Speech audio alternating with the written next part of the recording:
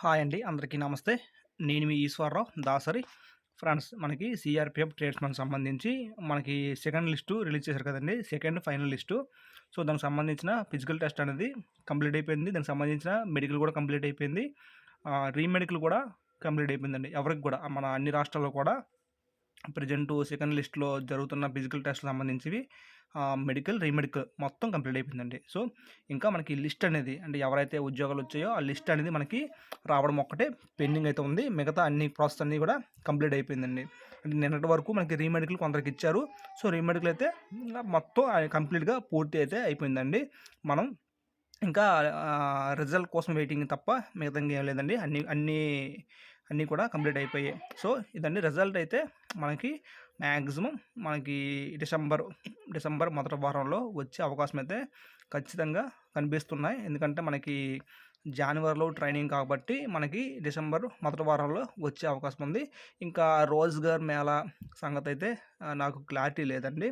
అంటే నేను ఆల్రెడీ ఒక ఇంతకుముందు వీడియోలో నేను చెప్పాను. అంటే అంచనా వేసి మ్యాక్సిమం మనకి ఈ ఎస్ఎస్‌సి జీడీ ఉంది కదా! దీనికి సంబంధించిన పోస్టులు ఇంకా చాలా పోస్టులు ఉన్నాయి కదా! దానికి సంబంధించి రోజ్‌గార్ మేళాలో ఇవ్వచ్చు. డిసెంబర్‌లో ఆహ్, రోజ్‌గార్ మేళా కండక్ట్ చేయొచ్చు అని ఒక వీడియో అయితే ఆల్రెడీ ఇంతకుముందు నేను ఒక 2, 3 వీడియోస్ బ్యాక్ అయితే మీరు చూడండి. ఈ సీఆర్‌పీఎఫ్‌కి సంబంధించి. ఆ వీడియోలో అయితే నేను చెప్పాను. రోజ్‌గార్ మేళా అనేది డిసెంబర్‌లో జరిగే అవకాశం ఉందని. సో, చూద్దాం డిసెంబర్‌లో జరిగే అవకాశం ఉంటే డిసెంబర్ ఆ రోజ్‌గార్ మేళాలో ఇచ్చే అవకాశం ఉంది. అందరికీ అంటే ఎవరికైతే మంచిగా ర్యాంక్స్ వచ్చాయో వాళ్ళైతే పిలవడం జరుగుతుంది. అంటే ఎవరైతే ఉద్యోగులు అందరినీ పిలవరు కదండీ! ఎవరికైతే మంచిగా ర్యాంక్స్ వచ్చాయో వాళ్ళకి కొందరికి ఇన్విటేషన్ ఇచ్చి అక్కడ మినిస్టర్ గారు గాని, ఏదో ఎంపీ గాని సో, ఏదో ఒక పొలిటీషియన్ వచ్చి మనకి ఇవ్వడం జరుగుతుంది అపాయింట్మెంట్ ఆర్డర్. సో, చూద్దాం మ్యాక్సిమం ఇంకా మీరు కంగారు పడాల్సిన పనైతే లేదు. మనకి రిజల్ట్ అనేది మ్యాక్సిమం డిసెంబర్ మొదటి వారంలో ఇచ్చే అవకాశం ఉందండి. సో, అంటే ఖచ్చితంగా ఈ డేట్ అనేది నేనైతే చెప్పలేనండి. ఎందుకంటే మ్యాక్సిమం వచ్చే అవకాశం ఉంది అని మాత్రం చెప్పగలను తప్పించి ఎందుకంటే ఎవరు కూడా చెప్పలేరు. సీఆర్‌పీఎఫ్‌లో ఉన్న సిబ్బంది కూడా వస్తుందని చెప్పగలరు తప్పించి పలానా డేట్ అనేది చెప్పలేము. సో, అదంతా డీజీ అండర్‌లో ఉంటుంది కాబట్టి వారే మనకి విడుదల చేయాలి. సో, దానికి డీజీకి సన్నిహితంగా ఉన్న వాళ్ళకి మాత్రమే మనకి రిజల్ట్ అనేది ఎప్పుడు విడుదల చేస్తారనేది మనకు తెలుస్తుంది. సో, మ్యాక్సిమం నా అంచనాకైతే మాత్రం డిసెంబర్ మొదటి వారంలో వచ్చే అవకాశం ఉంది. సో, ఇంకో విషయం ఏంటంటే ఇప్పుడు మనకి ఈ యొక్క సీఆర్‌పీఎఫ్ ట్రేడ్స్‌మెన్‌కి సంబంధించి మనకి ఒక కేసు పడింది కదండీ! చాలామంది మర్చిపోయి ఉంటారు. జైపూర్‌లో మనకి కేసు పడింది రాజస్థాన్‌లో. సో, దానికి సంబంధించిన కేసు స్టేటస్ అనేది చెక్ చేద్దాం ఒకసారి. సో, ఏం జరిగింది? అసలు కేసు అనేది మనకి యాక్చువల్‌గా 27 అంటే ఈ మంత్ నవంబర్ 27వ తేదీకి హియరింగ్ అనేది డేట్ ఇవ్వడం జరిగింది కదా! మనకి ఫస్ట్ హియరింగ్ అనేది ఆగస్ట్‌లో జరిగింది. సెకండ్ హియరింగ్ వచ్చేసరికి నవంబర్ అంటే ఈ మంత్ 27వ తేదీన హియరింగ్ అనేది పడడం జరిగింది. సో, మనకిప్పుడు ఆ కేస్ అనేది ఏం జరిగింది అది మనం తెలుసుకుందాం. ఒకసారి కేస్‌ని చెక్ చేద్దాం. సో, ఇంకా మన ఛానల్‌ని సబ్స్క్రైబ్ చేయని వాళ్ళు కొంచెం సబ్స్క్రైబ్ చేసి కొంచెం మన ఛానల్‌కైతే కొంచెం ఎంకరేజ్ అయితే చేయండి. సో, ఆల్రెడీ నేను దీనికి సంబంధించిన పోర్టల్ అనేది ఓపెన్ చేయడం అయితే జరిగిందండి. 52 కాలమ్‌లో ఉంటుందండి. మనం 52 కాలమ్ ఓపెన్ చేస్తే సివిల్ రిట్ పిటిషన్ అంటారండి. మనం ఇక్కడ కేస్ నెంబర్ ఎంటర్ చేద్దాం. మనం ఆల్రెడీ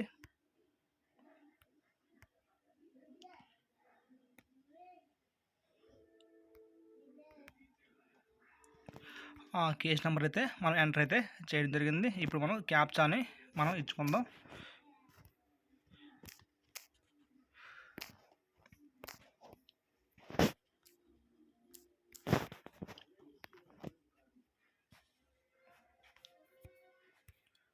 సో, సంబంధించిన మనకి రావడం జరిగింది. కేసుకి సంబంధించిన ఇప్పుడు చూద్దాం ఆ కేసు అనేది ఏం జరిగిందో అనేది చెక్ చేద్దాం. చూడండి ఆ కేసుకి సంబంధించిన డీటెయిల్స్ వచ్చాయి. మనకి ఫస్ట్ హియరింగ్ వచ్చేసరికి 27వ తేదీ ఆగస్టులో అయింది. మనకి సెకండ్ హియరింగ్ వచ్చేసరికి నవంబర్ ఈ మంత్ 27న జరిగిందండి. సో, 27న అసలు ఏం జరిగిందో తెలీదు. మళ్ళీ నెక్స్ట్ హియరింగు నెక్స్ట్ మంత్ 2025 జనవరి 15వ తేదీకి వెళ్ళిపోయిందండి.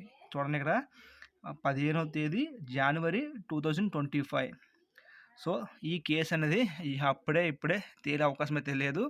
సో, దీనికి సంబంధించిన 27 తేదీన నవంబర్ 27 తేదీన అసలు ఏం జరిగిందో అనేది ఇక్కడ కేస్ అనేది మెన్షన్ చేయలేదు. మాక్సిమం అది హియరింగ్ జరిగిందా లేదా? అసలు ఏం జరిగిందనేది మనకి ఇక్కడ కేస్ సంబంధించిన అంటే ఇక్కడ చూడండి. మనకి ఇక్కడ జరిగింది ఇక్కడ మనకి 8వ తేదీన 8వ నెలలో జరిగిన సంబంధించింది మ్యాటర్‌ని ఇక్కడ ఇవ్వడం జరిగింది.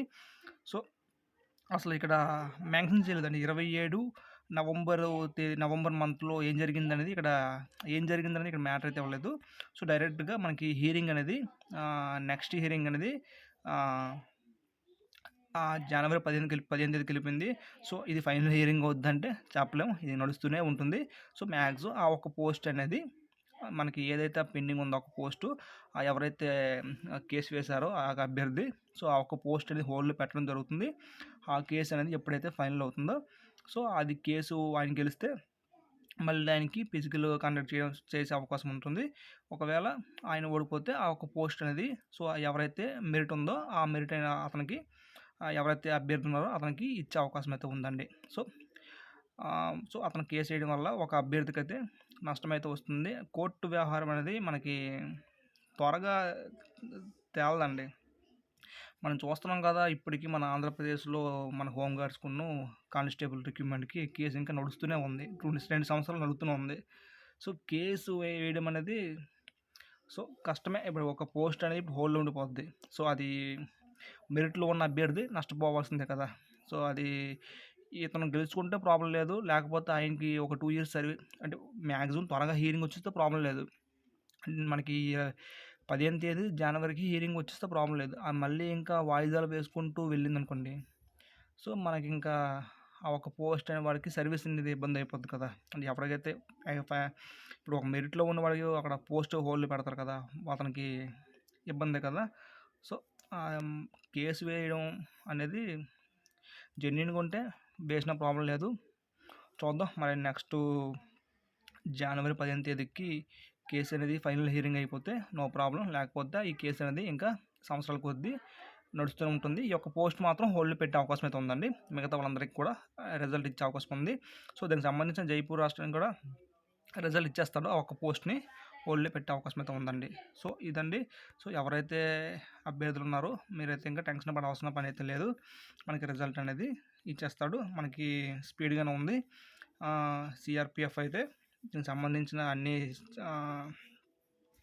మెడికల్ కూడా కంప్లీట్ అయిపోయింది కాబట్టి రీమెడికల్ కూడా పూర్తి అయిపోయిందండి. రీమెడికల్ 2 డేస్ బ్యాకే మనకి కంప్లీట్ అయిపోయినాయి. కొంత సమాచారం వచ్చింది. మన రాష్ట్రంలో అదే మన రాష్ట్ర తెలంగాణ అండ్ ఆంధ్రప్రదేశ్ వాళ్ళకి బెంగుళూరు ఇచ్చారు కదా! బెంగుళూరులో కనుక్కోవడం జరిగింది. సో, అక్కడ మనకి రీమెడికల్ అనేది కంప్లీట్ అయితే అయిపోయిందని చెప్పడం జరిగింది.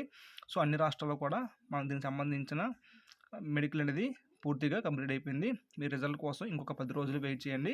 ఈ 10 రోజుల్లో రిజల్ట్ అనేది ఏ క్షణమైనా ఇచ్చే అవకాశం అయితే ఉందండి. ఈ 10 రోజుల్లో మీరు రెగ్యులర్‌గా వెబ్‌సైట్‌ని ఓపెన్ చేస్తూ ఉండండి. ఈ యొక్క సీఆర్‌పీఎఫ్ అఫీషియల్ వెబ్‌సైట్‌ని రెగ్యులర్‌గా మీరు ఫాలో అవ్వండి. ఖచ్చితంగా మీకు ఏదో ఒక సమయంలో మీకు రిజల్ట్ అనేది ఇచ్చే అవకాశం ఉంది. సో, ఇందులో ఎటువంటి సందేహం లేదు. మనకి ఈ వారంలోనే మనకి మొదటి వారంలో మనకి రిజల్ట్ అనేది ఇచ్చే అవకాశం ఉందండి. Okay friends. నా యొక్క వీడియోని మీకు నచ్చుంటే ఈ వీడియోని లైక్ చేయండి. అలాగే ఇంకా మన ఛానల్‌ని సబ్స్క్రైబ్ చేయని వాళ్ళు మన ఛానల్‌ని సబ్స్క్రైబ్ చేయండి. Thank you friends. Have a nice day.